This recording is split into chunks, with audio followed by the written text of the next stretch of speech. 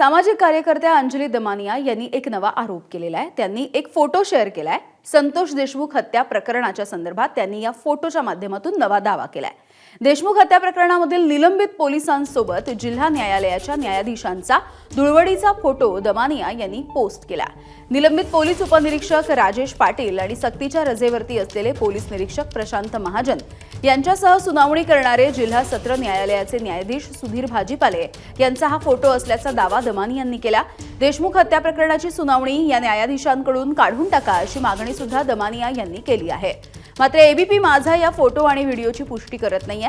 या संपूर्ण प्रकरणावरती एबीपी माझाने जिल्हा सत्र न्यायालयाचे न्यायाधीश सुधीर भाजीपाले यांच्यासोबत संपर्क साधण्याचा प्रयत्न केला, मात्र त्यांच्याशी कुठलाही संपर्क होऊ शकलेला नाहीये। दरम्यान ज्या पोलिसांनी न्यायाधीशांच्या सोबत होळी साजरी केली ते सर्वजण एकाच कॉलनीमध्ये राहत असल्याचं समोर येत आहे। असे हे जे दोन अधिकारी होते त्यांच्याबरोबर आज जर दुर्वड खेळायला जर जज केस न्यायालयाचे असतील तर हे कुठेतरी खूप क्लेश देणारं होतं।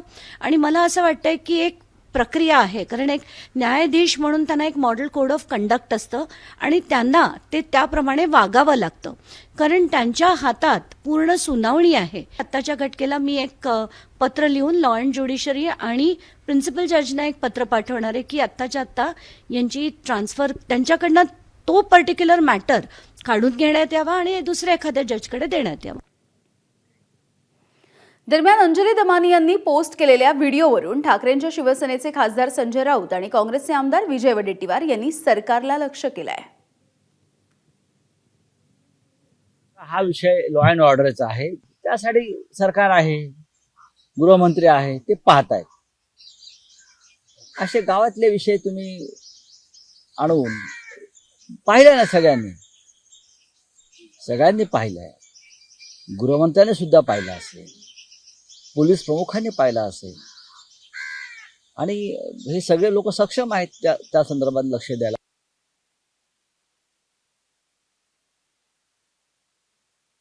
रजेवर पाठवण्याचा निर्णय घेतला होता तो जज तेच पोलीस इन्स्पेक्टर काल होळी खेळताना रंगात रंगून मिसळून मिळून होळी खेळताना दिसले। यांचे संबंध काय याची तपासणी केली पाहिजे। हे प्रकरण खरं म्हणजे बीडच्या बाहेरच चालवलं गेलं पाहिजे। व्यवस्था उभी आहे सरकारची, ती सर्वतः कुचकामी आहे, कुठेही न्याय देणारी व्यवस्था नाही असं आमचं प्रांजळ मत आहे, स्पष्ट मत आहे। त्यामुळे कालचा जो धिंगाणा आपण पाहिला महाराष्ट्राने, तो इतका लज्जास्पद आणि कायदा सुव्यवस्थेला काळीमा फासणारा आहे। तर एवढ्या महत्त्वाच्या प्रकरणामधल्या निलंबित पोलिसांसह न्यायाधीशांनी धुळवड खेळणं हे अयोग्य आहे असं मत बीडमधल्या सर्वसामान्यांनी व्यक्त केलं। अगोदरच पोलीस प्रशासनाची प्रतिमा मलिन असताना जर न्यायाधीश ज्यांचे संभाव्य किंवा संशयित आरोपी म्हणून ज्यांची गणना केली जाते त्यांच्याबरोबर धुळवड खेळत देत असतील तर ही न्याय प्रक्रियेबद्दल संशय निर्माण करणारी अत्यंत निषेधार्ह गोष्ट आहे।